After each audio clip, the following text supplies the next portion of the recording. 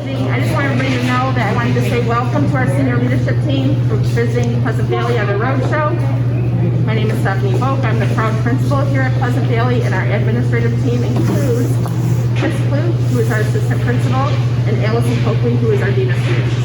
We asked our teachers to send us some names of some students that demonstrate our Pleasant Valley stars and how to be rock star students. So guess what? Each one of you was recognized by your teachers for your awesome work at school and your good citizenship. So our first one is Jace. Jace, can you raise your hand for us? So Ms. Simmons says, Jace has shown huge growth and improvement in academics and behavior and has become extremely independent. He stays on task and has used the zone strategy to regulate his emotions. Nice job, James. Or Jace, I'm sorry, James. Come on up, Jace. Come on up, Jace.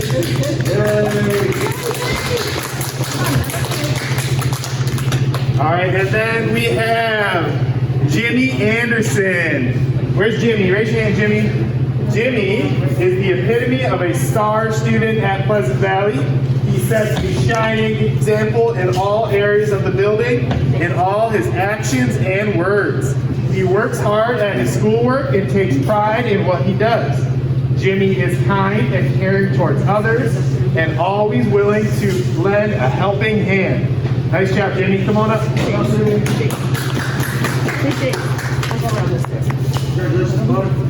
All right, and our next star student, we have Alex. Where's Alex?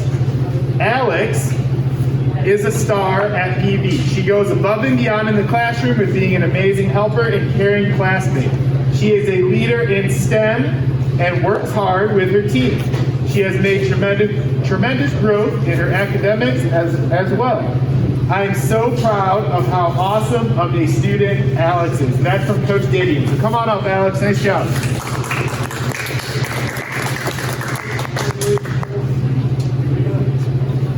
Next we have James Derby. James, raise your hand. Coach Gibson nominates James Derby for the Shining Star Award. James comes to school every day with a positive attitude toward learning and compassion for all of his classmates. He works hard on a regular basis to do his very best in all subject areas. He listens carefully to directions, participates in all activities and discussions, and spreads kindness around the classroom. James showed growth in his math and reading math scores from fall to winter, and always has an interest in what we are doing at school. It is a pleasure to have James in our classroom. Great job, James.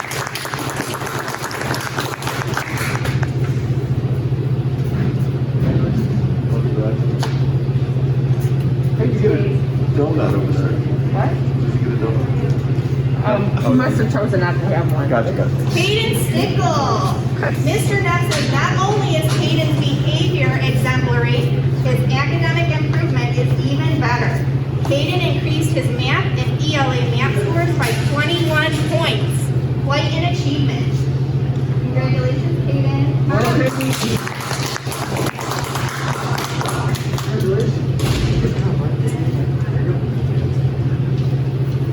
Next is Autumn Milan. I am nominating Autumn because she is a student who shows what being a friend truly means. She is inclusive of all students, no matter who they are. She comes to school happy every day and always gives her best. She is kind to everyone and is always the first one to step up to help.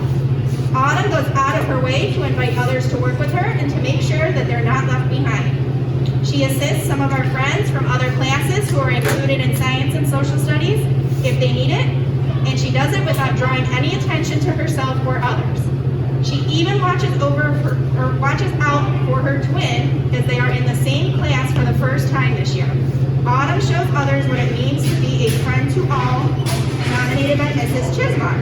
Congratulations. Okay. They were PVLA. Oh, okay. And next we have Scout Banks.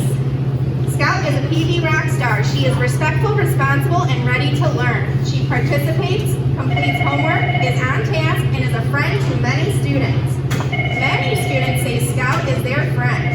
She is kind, sweet, and it is wonderful to have Scout in the classroom.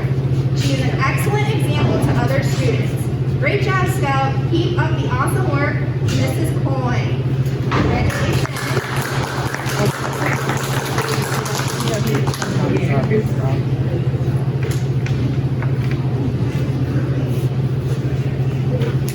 there's a few more.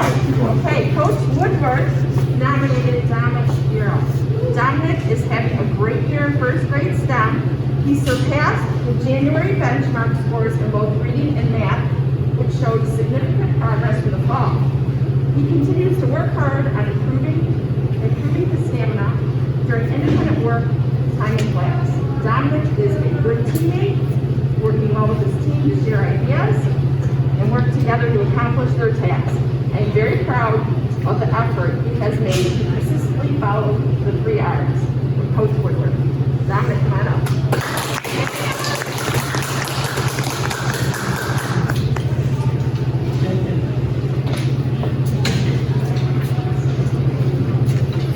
Our next superstar is Nathan Collins. Nathan Collins is being nominated for the Student Shining Star recognition because he has made amazing growth this school year in his reading and writing. He is a hard worker, comes to school ready to learn each day, is diligent in his work, and puts forth great effort. Nathan began his first grade year as a struggling reader and now is excelling. I'm so proud of the growth and progress he has made from Coach Pennington.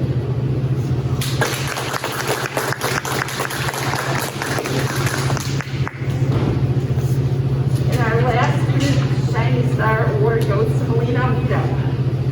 I have nominated Melina, for this award for numerous reasons. First of all, Melina's grades are outstanding. She works hard and has made honor roll both quarters.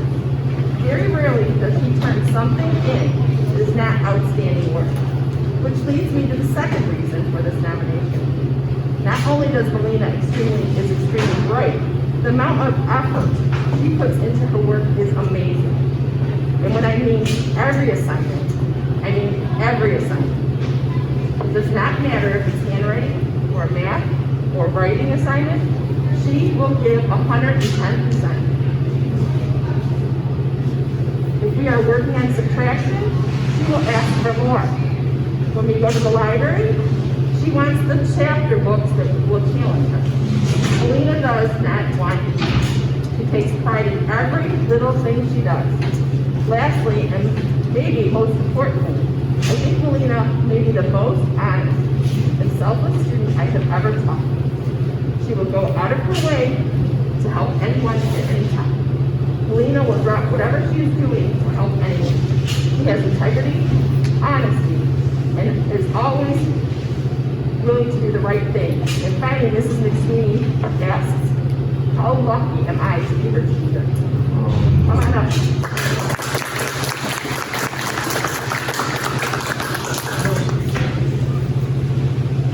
Okay, all right, well, enjoy those treats, you guys deserve it. Great job, guys. Congratulations. We'll do one more round of applause. So we are going to recognize our walkthrough wonders at this time. And we're all going to take turns nominating and talking about why there are walkthrough wonders, sorry. Chris Borns. Oh, hi Chris. Chris is right there behind you guys. She's a strong, silent leader. Chris Borns works with our most vulnerable and medically fragile children. And those children are always well cared for, safe. She is amazing, the work that she does with them every day. The consistency, the stability, the kindness, the effort for meeting every child's individual needs. She works very hard on every child's individual goals and objectives. She even trains her assistants to make sure that the related services are a regular center in her classroom to make sure that kids are getting the communication interventions they need, the physical therapy interventions they need. She is amazing, and we're so proud to have her on our staff, and I don't know what we would do without her. Well done.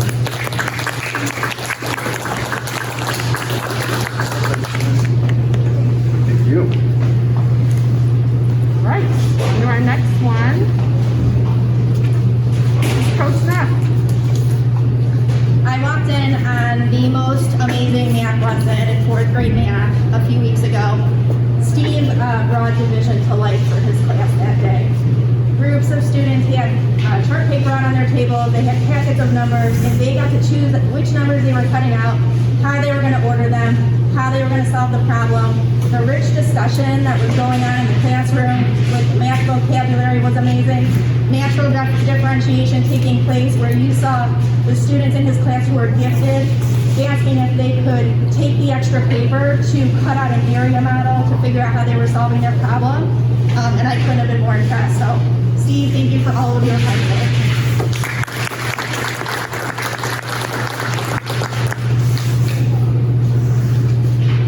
Congratulations, Steve. Thank you.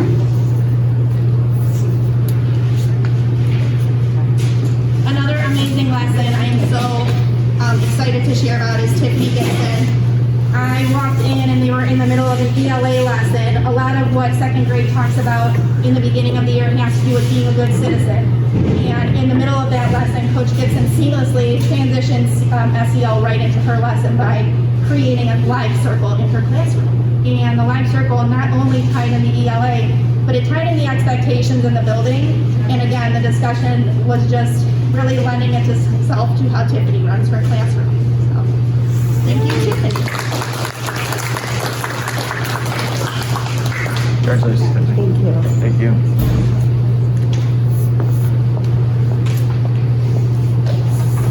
Me again. Cheryl Murray is unfortunately not here today, but I can't talk enough about her energy in the classroom and what it does for her students in art class. She really takes the time to teach her students that art can be seen in many ways and allows her students to access every material that we have here in the building.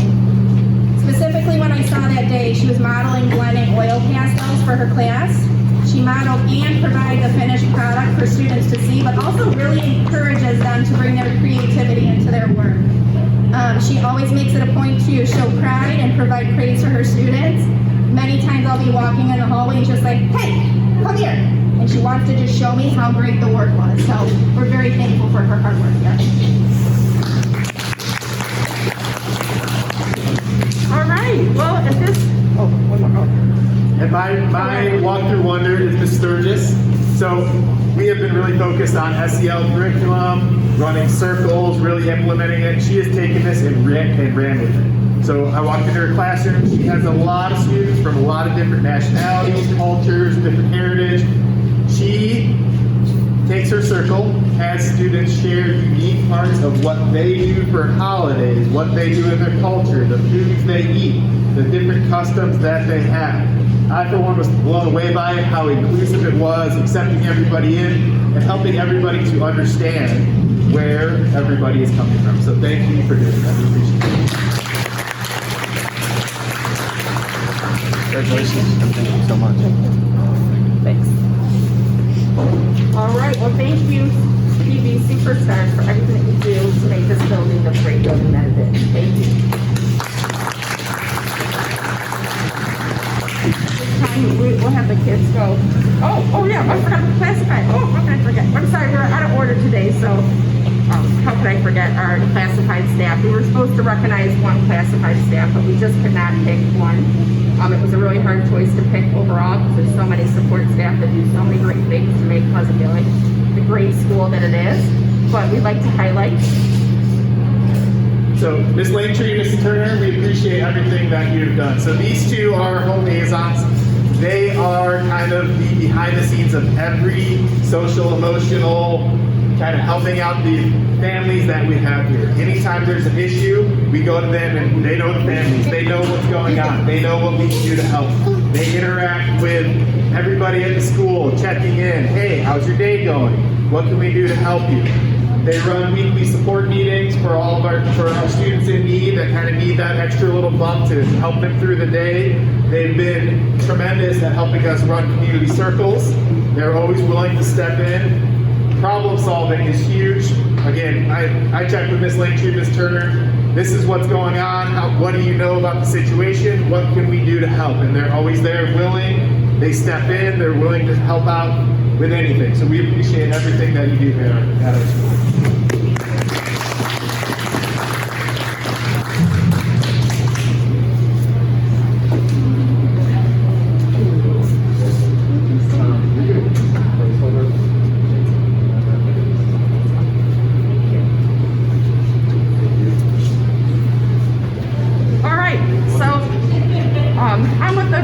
presentation, some of the highlights of the building and some of the data points that we're proud of working on that we'll go over now. First of all, it was really hard to pick a favorite feature. There's so many good things happening, and sometimes it's your favorite, and then the next week something else is your favorite. So I chose a special feature because of it. And that's our land lab, is our outside classroom, and our partnership with Spicefield Kitchen. So we started a garden club in 2018 with staff. We really cleaned up the land lab. We got rid of the tree that was there. We did some weeding, we did some reorganizing to really make it a safe outside classroom to use. We worked on the shed. We cleaned out the shed, made sure that the tools in there and the chairs in there were all up to par and ready for students to use. And we met monthly. And then Bob Gorman came to our district, and I had to show him our land lab because he told me he was excited about food to school, farm to school programs. So when I showed him the land lab, I told him, I don't want to overwhelm you. I just want to show you that it's here. I know you're new, you're getting your feet wet. Well, he just was so excited that he ended up having a town hall meeting here at Pleasant Valley for the Farm to School initiative, where I met Steve Baker from the Spicefield Kitchen. So we worked together to write a grant to the Martha Holden Jennings Foundation, and we were awarded this grant that started off small with our first grade STEM classroom, and it was 2 field trips to the Spicefield Acres in our national park in our backyard here at the Cuyahoga Valley National Park. We also had 10 demo lessons that they were able to come in and teach our students all about understanding community food systems. And so that is where we started. Then we grew it with our second grade STEM class. So last year we had first and second grade STEM classes with the same kind of framework, but we weren't taking the field trips.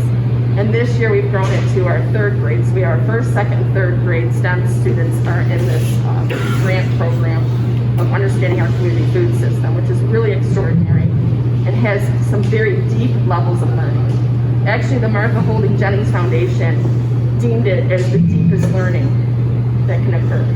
And I have a link, and I'll send you the PowerPoint that we were recognized on their website for that. So it didn't really stop us with COVID. We just kept pushing through.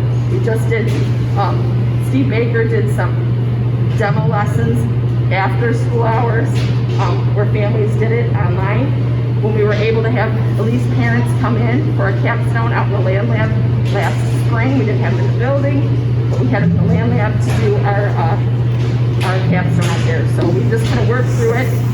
It's gotten a lot stronger, even though we've had this pandemic and we've had this kind of disrupted learning. We just kind of worked through it. So I'm really proud of that and really grateful for the Martha Holden Jennings Foundation for their support and for the Spicefield Kitchen, and particularly for Steve. Steve, he's wonderful to work with. He was just here yesterday in our first grade classroom. So this is our land lab. It's 120 by 70 feet. There's some plots that we reworked. Here's some pictures of our partnership with the Spicefield Kitchen. There's a little one holding something at home that he made through remote learning and through after hours family engagement lessons on preparation. There's Steve Baker making some pancakes in a first grade classroom. And also I just want to note that the year before last, we actually grew I think 30 pounds of spinach and over 50, it might have been 70 pounds of kale that was donated to food centers and to our schools and our kitchens here. So it was really, really amazing. This is the Spicefield Kitchen. These are some pictures from our first year there with our first graders. We were doing circles out there at the farm with the acres, and then we had Chef Ed over there on the bottom left doing a food demo with a full-fledged chef with locally grown foods and healthy foods, and kids really got to learn about their palate and bitter and sour and sweet. It was just very, very multi-sensory learning. So, and up on the right, there's some authentic literacy going on, where children were writing down their observations. And our benches that turn into tables in our land lab inspired the acres to also purchase some of those. So that is actually at the Spicefield Acres there. Our kids writing. We're now third graders. Okay. Going on to our least favorite feature, is it's a very large building. We are packed, and sometimes when it's time to for testing or we need a spot for a remote learning teacher, it's very, we have to kind of put our heads together and find out where we're going to put this person, how are we going to make this work. We always make it work. But overall, we have 756 students. We have 615 families here, which is a lot. We're really proud that we're able to build relationships with that many people, but we also feel that we're very supported by our board and by our senior leadership team, that we have the resources that we need to get things done. And if we have any problems or need solutions that we're kind of stuck with, we always have you to help. So we're grateful for that. We have 38 classrooms, but I did want to just highlight our least favorite feature, which is the car rider line. And it really does impact the community because of Pleasant Valley to back up every day there, especially at dismissal. So I'm gonna turn it over to Chris. He's thinking about ways that we could improve that for next year. So just when I came here, this was a bit of a overwhelming feature coming from a middle school that's smaller than an elementary, of how everybody's going to get home. And it's honestly on our staff being so amazing that we have kids getting home where they need to be every way, going every which way, 2 different car dismissals, a bus dismissal, walkers going home. It's a lot, but it's on our staff that they take it, they run with it, they know what they're doing, and it's really one of those we just need to get out of the way sometimes and let them handle it. My idea is that we are going to address it at the end of the year, see if there are other options. I know a lot of things have been tried, but that is one of my goals, is kind of seeing what we can do to make it a little bit more smooth. Great. And our most significant improvement made this year, Chris is going to talk about. So as a staff, I think we have really embraced the social, emotional, and the circles. It was one of those, our very first day of PD, we spent a good chunk of our time demonstrating those from the PD that we were at over the summer, all about social, emotional circles, community circles. Staff have bought in because they have noticed that it works. So not just behavior-based, we talked about it for morning meetings. Ms. Coakley already addressed it, using it throughout the curriculum, but teachers have seen that there is benefit to it. So it's not something that we're just doing to do. They've seen the benefit, they've accepted it, and they have really integrated it into their lessons, into their daily curriculum. So it's been huge for us. We've started to focus more on using SEL prompts with our writing, so kind of killing 2 birds with 1 stone. We're focusing on our writing, but making some of that writing based off of SEL prompts. So not just what's your favorite kind of pizza, making it a little bit more meaningful, a little bit more thought-provoking, so that writing can then be discussed in that community circle. We've also improved monitoring and implementing our second step curriculum, making sure that all of our teachers are on board, they're teaching the lessons when they are expected to. Our students love them. I had the opportunity to teach a kindergarten second step lesson this year, and I was honestly blown away because it was just beautiful. It's scripted, turn and show the picture here, and the kids really respond to it. They use the language. We had focused on in an earlier staff meeting of using vertical articulation with the second step curriculum of what vocabulary builds on what. So the idea is the vocabulary that is being taught in first grade, in second step is that moving up to second grade. So each grade level is able to recognize how their grade level, their lessons impact moving forward. That it's not just rehashing the exact same things, it's growing from year to year. It was really important too that our building subs and that our encore teachers and title teachers were part of that vertical articulation. So it really is ubiquitous around the whole building of how we use second step. We've included all of the teachers here in that training here. And I think from an administrative standpoint, the buy-in of our staff and the willingness of our students to participate, the circles have made a huge impact, I believe, on our referrals since the beginning of the year. Allowing that opportunity for peer mediation, I think, has been so much more beneficial than having a student sit in the office and stare at the wall for 30 minutes. So it's made a huge difference to us. Okay, for our next highlight is the most significant challenge we still face. We're still working on closing any kind of academic or social emotional skill deficits brought on by disrupted learning. But our staff and students still worked really hard during hybrid and remote learning in the fall and the winter of 2021, and learning did occur. It really did occur, and I'll talk about how we can kind of prove that in just a moment. But that's what our challenges that we're still working through. The data point which we are most proud about, we'll talk about the adults first. Adults make the difference in everything we do here every day. And if you look at our focus is checks for understanding, and our data that we talk about every month in our building leadership team meeting, in our staff meetings, is that we have grown in our checks for understanding since September continuously to January, from 75% slowly creeping up to 85%. And in the parentheses are the adjustments to instruction, which kind of go with the guided practice and checks for understanding, and those have also increased through the year. And when I look at the data, it's not like chunk by month, it's added on. So this is over 400 walkthroughs so far. We haven't, well, this data is up to like end of January, so we're not like January 10th, so that data is not included, but we have over 400 walkthroughs. So it's very sensitive to any change because, you know, say for instance, December we had 300 walkthroughs. We added on another 100 walkthroughs in January. So there's still a lot of walkthroughs that have already been calculated in the percentage. So it's a very sensitive measure. I think that changes. There's got to be a lot of it happening for you to see that change. And maybe that's why the change is very small, but it's consistent. Pleasant Valley building growth for the kids and their achievement. We're really proud that in the fall we had only 27 kids deemed on track, and now for reading, and now we have half of our students deemed on track. So that's a huge improvement.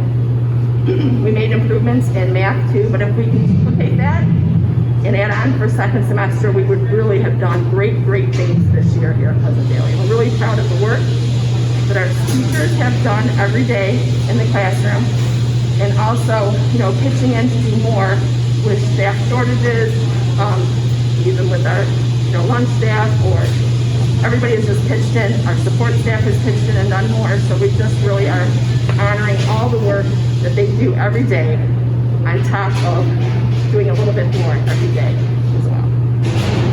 So they've made this happen. The staff meetings here at Pleasant Valley. The data point that we are working hardest to improve is to really increase those number of students that need to be on track by making sure that we have solid tier 1 instruction, and that our academic interventions for tier 2 are in place, and that we're constantly monitoring them to make sure that they're working. Also, we'd like to improve authentic literacy practices. I think we're really good at reading, we're really good at discussing, but making sure that that writing piece is in there is something that we continue to work on with our teachers by providing support resources, feedback, and then professional development. And really, ultimately, we want to really increase those third grade reading scores, because we know that kids need to be reading well proficiently by third grade for them to have a lot of the opportunities out there. But that's what I was getting to with, I know that there was growth during that disrupted learning. Our kids still did learn. Before pre-pandemic, we were at the third grade reading guarantee levels. We had about 67% in the fall that were meeting the third grade reading guarantee requirements.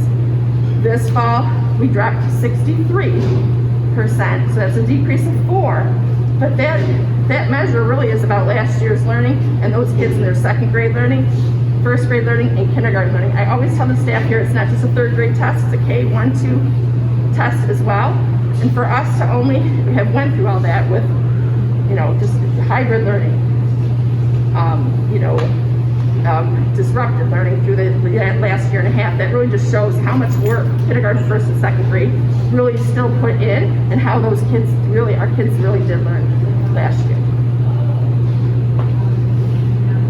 And, you know, we do all this, why? We do this to give our kids opportunities.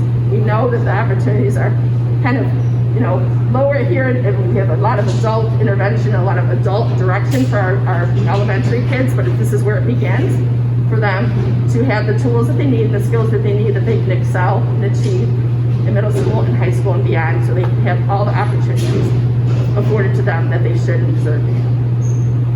right? Yeah. Okay.